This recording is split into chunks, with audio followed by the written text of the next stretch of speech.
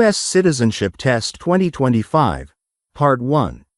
What are the two major political parties in the U.S.? Welcome back to Pathway to Citizenship, the show where we turn every U.S. civics question into a doorway to real understanding. I'm Andrea, your host and guide through the world of stars, stripes, and sometimes confusing political debates. And with me is David, future U.S. citizen and my partner in curiosity. Hi, Andrea, excited and slightly terrified, as usual, especially since today's topic sounds, well, a bit like walking into a Thanksgiving dinner argument. Democrats versus Republicans? You're not wrong. Yes, today we're diving into one of the most misunderstood questions on the U.S. citizenship test. What are the two major political parties in the United States?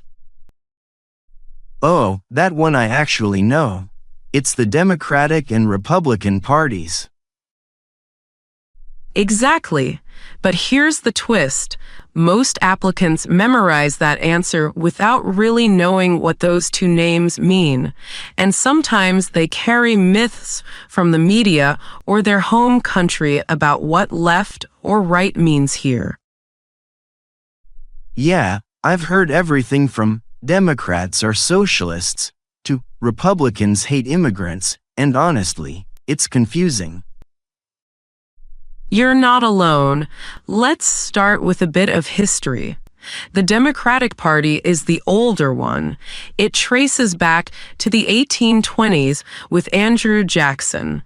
The Republican Party began in the 1850s, originally as an anti-slavery party. So both started in times of deep change. Wait, the Republicans were the anti-slavery party? That surprises me. In my country, people think of Republicans as the conservative ones. That's one of the biggest myths. American politics has shifted over time. Think of it like the Mississippi River, always moving its path a little. What was liberal or conservative 150 years ago doesn't map neatly onto today. So what do the parties stand for now, roughly speaking? In simple terms, Democrats tend to support a larger government role in solving social problems like healthcare or education, while Republicans often emphasize limited government, individual responsibility, and free markets. But that's a simplification. So both want freedom and prosperity. They just disagree on how to get there. Exactly. Think of them as two chefs arguing about the best recipe for democracy. One believes in adding more ingredients to help everyone taste the soup equally. The other says, let people add their own seasoning. Both want the meal to succeed. That's a great metaphor. So, when I'm taking the citizenship test, it's not about choosing sides, it's about understanding the system. Yes, the civics question isn't testing loyalty, it's testing knowledge of how America works. Knowing the two major parties helps you understand elections, laws, and even how the government balances itself.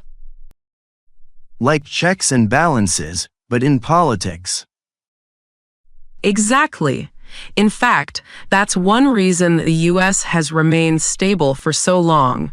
Two strong parties competing, compromising, and sometimes clashing, but within the same democratic framework. So, even when they argue, it's part of the design? That's the beauty of it. Political disagreement here isn't a flaw, it's a feature. The founders expected Americans to argue passionately. It's how freedom breathes. Wow, that makes the question, what are the two major political parties, sound much deeper than just two names. That's the goal, David. The citizenship test isn't a trivia game, it's a mirror of American identity. So, Andrea, let me ask what everyone really wants to know. Why are Democrats blue and Republicans red? Is that just random? Excellent question. The red and blue colors actually come from TV maps during the 2000 presidential election. Before that, the colors switched around depending on the network. But that year, red became associated with Republicans and blue with Democrats, and it stuck. So it's a branding accident that became national identity? Pretty much, and now people say things like red state and blue state, even though the country is really more of a purple mix. Every state has voters from both parties. That's comforting, actually. I thought Americans were completely divided. It's a myth that the country is split neatly in half. Sure, elections are competitive, but most people share common values: freedom, opportunity, safety. They just prioritize them differently. Yeah, I noticed that. I met a Republican who supports environmental protection and a Democrat who's big on business freedom. It's not so black and white. Exactly. American politics is full of crossovers. You can be a Republican who supports immigration reform or a Democrat who believes in gun rights. Party labels are starting points, not prisons. That's interesting because where I'm from, political parties are more rigid. You join one, you follow the entire package. The U.S. system is more flexible because the Constitution was built around individual freedom, not party obedience. Remember, the founders didn't even want political parties. George Washington warned against them, actually. He did? Yes, in his farewell address, he said that political factions could divide the country. But the reality of democracy is that people will always form groups to represent their ideas. So the party system became a way to organize those debates instead of suppressing them. So parties are kind of like translators of public opinion. Beautifully put, they turn millions of voices into a few platforms the government can actually work with. It's like organizing chaos into conversation. But what about the myths?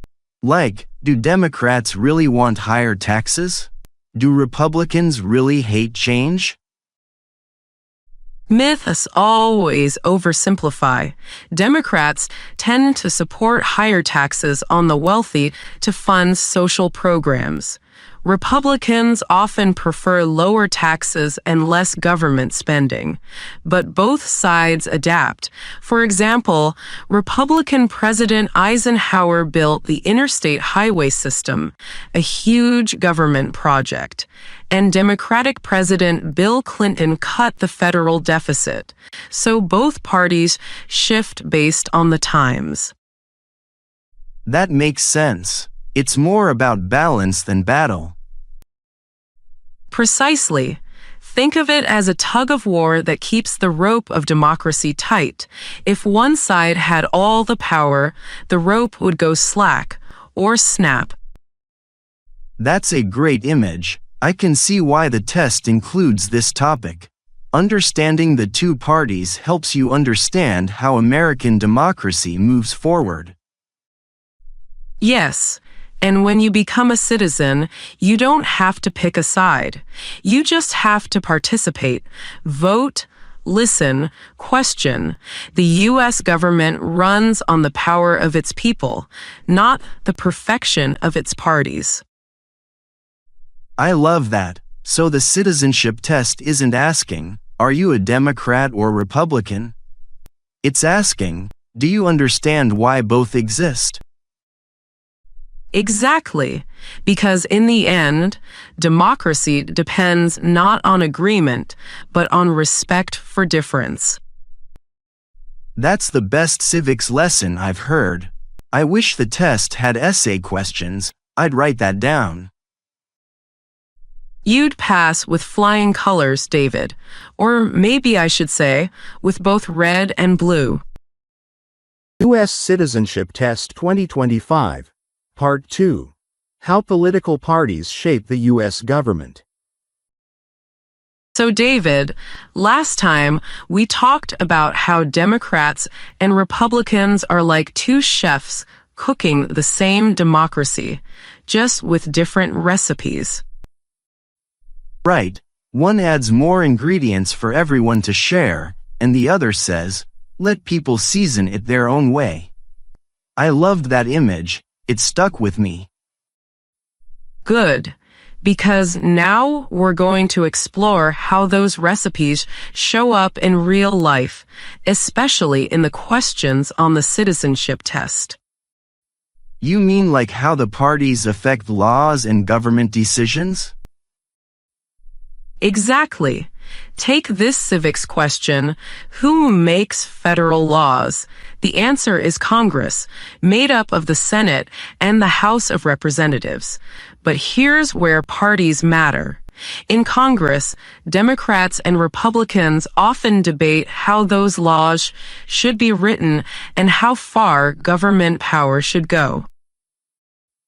So when I say, Congress makes laws, I'm really talking about a place full of people from both parties arguing over ideas. Exactly right.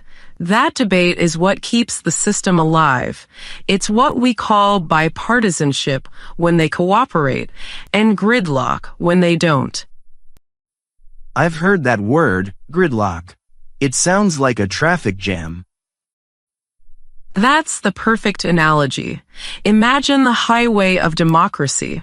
When both sides push too hard in opposite directions, traffic stops. But when they compromise, things start moving again. So compromise is like the green light for government. Well said. Here's another civics question that connects to this. What stops one branch of government from becoming too powerful? The answer is checks and balances. But party politics also act like an extra layer of checking power. Because if one party controls everything, there's less disagreement? Exactly. The two-party system ensures that no single vision dominates permanently. Elections swing the pendulum, sometimes left, sometimes right, but always back toward the center eventually. I like that idea. It's like democracy's rhythm. That's a beautiful way to put it, and that's something officers love hearing during interviews. If they ask, why are there two major political parties? You can say, they represent different opinions and keep government balanced. That shows understanding, not just memorization. That's helpful. I used to think the test just wanted short, exact answers. But now I see they want you to show comprehension. Exactly. Citizenship isn't about being a robot with answers. It's about showing that you get the system you're joining. So when they ask, what are the two major political parties? I can answer, Democratic and Republican, but also say, they help organize ideas and represent different views in Congress. Perfect. That's the answer of a future citizen who understands the heartbeat of democracy. Andrea, can I confess something? Before studying for this test, I thought the US was always on the edge of collapse because of how much the parties fight. Every news headline sounds like a boxing match. You're not wrong about the noise, David, but that's another civics lesson hidden in plain sight. Free speech and a free press mean Americans can argue loudly without fear. The tension you see is part of the system working, not failing. So all the drama is democracy's version of exercise. It keeps the muscles strong. Exactly. The media magnifies the disagreements, but in daily life, people cooperate more than you think. The test's questions about rights, like what is freedom of speech, remind you that disagreement itself is a protected right. That's so different from where I grew up. In my old country, disagreement could be dangerous. That's true in many places. Here, you can criticize the president, join any party, or none at all, and that's part of being American. That makes me think of another civics question. What are two rights of everyone living in the United States? Freedom of speech and freedom of religion, right? Perfect recall. And both of those tie into politics. Freedom of speech means people can support any party, protest policies, or even start a new political movement. Wait, so it's actually possible to start a new party in America? Absolutely. The Constitution doesn't limit the number of parties. There have been others, the Green Party, the Libertarian Party, but the Democrats and Republicans dominate because they've built the strongest networks. That's interesting. So, democracy in the US is kind of like an open market for ideas. Many can compete, but only a few become brands that people really recognize. You nailed it. And that's where myths creep in. Some people think the two major parties are enemies, but in reality, they're co-workers in a system that only functions when both exist. So, instead of two enemies, they're two gears turning the same machine? Perfect metaphor. If one gear breaks, the machine stops. And understanding that is part of being an informed citizen. The test might not ask directly about party cooperation, but many questions are built on that foundation, like what is the rule of law, or who makes federal laws? Each one connects back to how power and responsibility are shared. You know, Andrea, I used to think politics was too messy to care about. But now it feels like learning how the country breathes. That's exactly why the citizenship test includes it. They want you to feel that the political process isn't a storm outside your window. It's your weather too. I love that, but tell me this. If the country's divided, how do people still come together for something like the national anthem or July 4th? Because despite the red and blue, everyone stands under the same flag. That's the ultimate reminder that America isn't defined by parties. It's defined by shared principles. We the people. Remember? Right. The first 3 words of the Constitution. Exactly. That's the answer to another civics question and the spirit behind every political debate. The we is what holds everything together. I like that word now. We. It feels powerful. It is. The day you say the oath of allegiance, you join that we, and you'll bring your own shade of red, blue, or purple to it, because every citizen adds color to the American picture. That's beautiful, and honestly, it makes me less afraid of politics. I see now that the two-party system isn't a war, it's a conversation. Exactly. And that's why the test asks about it. Understanding how Americans disagree peacefully, passionately, and persistently is one of the most important parts of becoming an American citizen. Then I'll be ready for that question. Not just the answer, but the meaning behind it. And that, David, is how you turn a civics question into citizenship wisdom. U.S. Citizenship Test 2025, Part 3, Voting, Democracy, and New Citizens' Rights. So, David, we've explored what the two major political parties are and how they shape government. But there's one more question every new citizen should master. What are two ways that Americans can participate in their democracy? I remember that one. You can vote or you can run for office. Perfect. And notice how both of those connect directly to the two-party system. Voting is how you join the national conversation, and running for office is how you help lead it. That's interesting. I never thought of voting as a conversation. It really is. Every time you vote, you're saying, "This is the version of America I believe in." Some people say, "I don't like either party." But the truth is, voting isn't about liking, it's about participating. Like adding your voice to the choir, even if you don't love every song. Exactly. And here's the key for citizenship applicants. The test might ask, what is one responsibility that is only for United States citizens?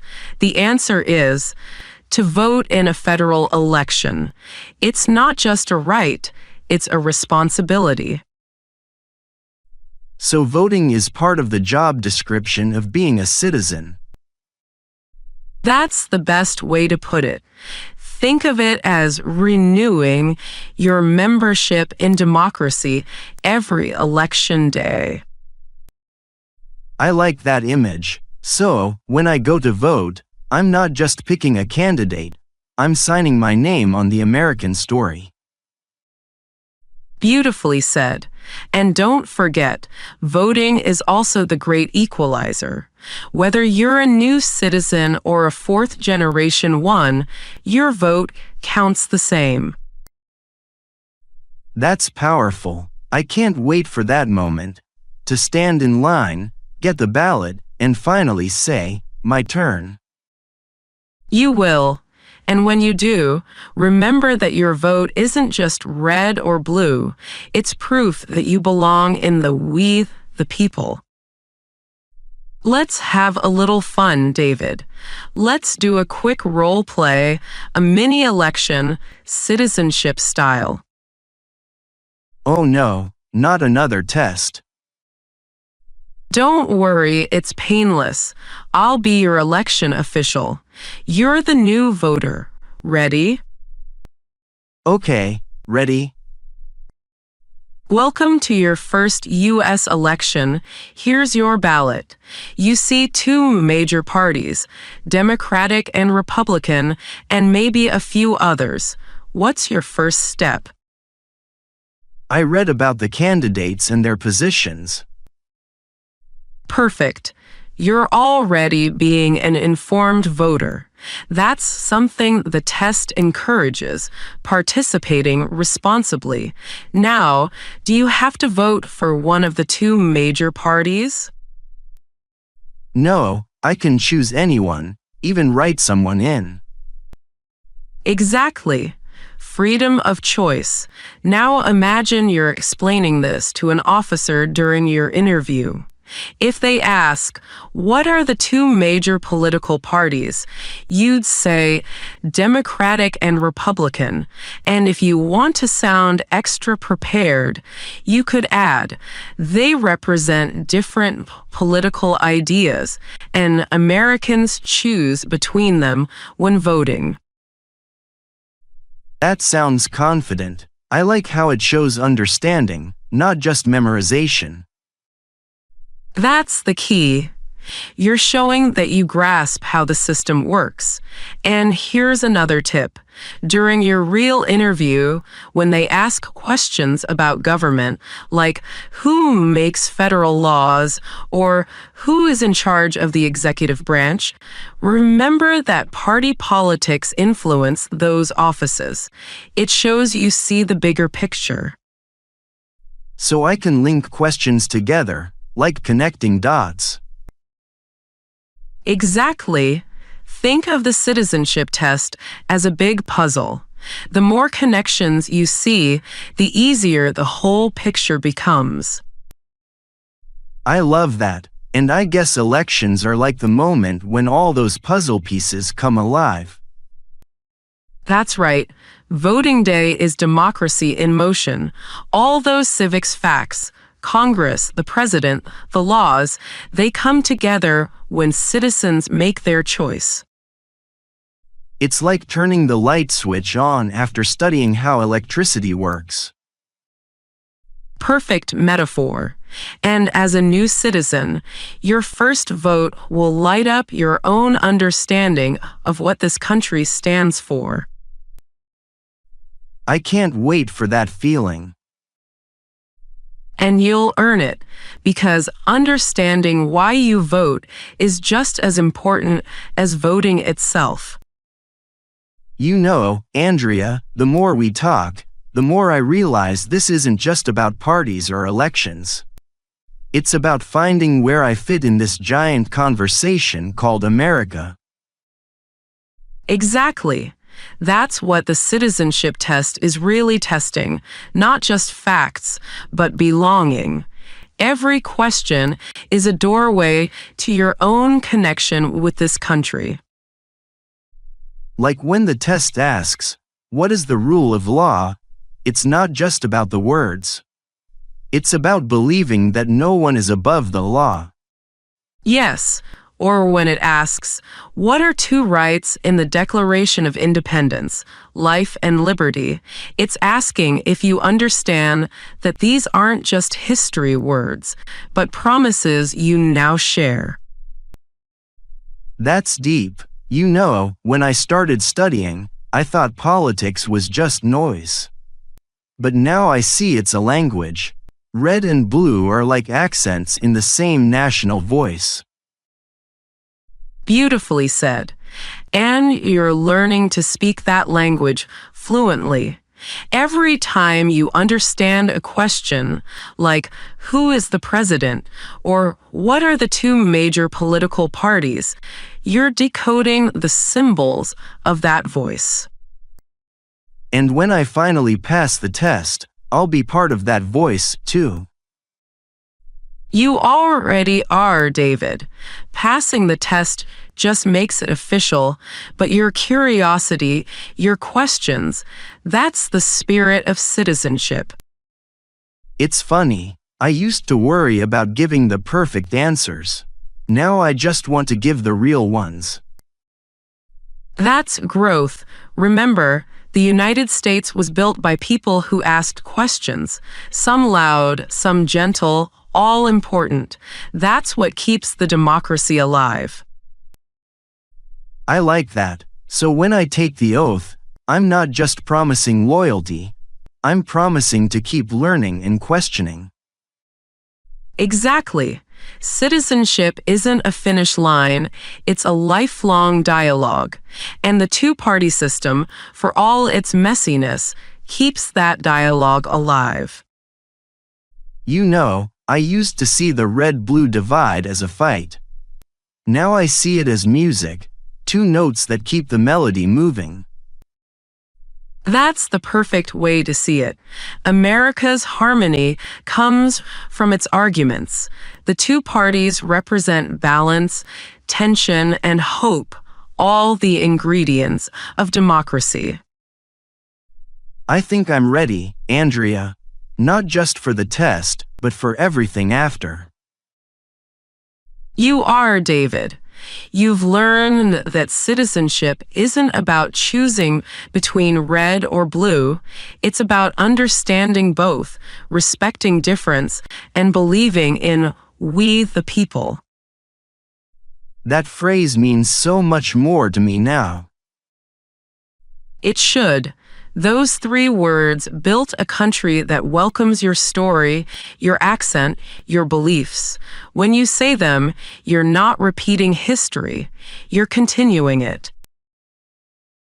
That gives me chills. Good. Because when you raise your hand for the oath of allegiance, remember this conversation. Remember that being a citizen isn't just a status, it's a promise to participate. I will, and I'll remember what you said.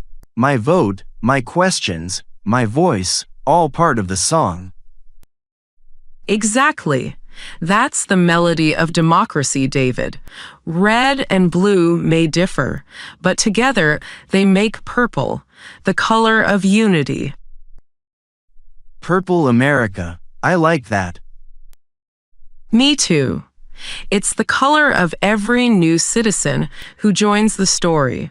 So when you pass your test, take that deep breath and know you're not entering a divided country.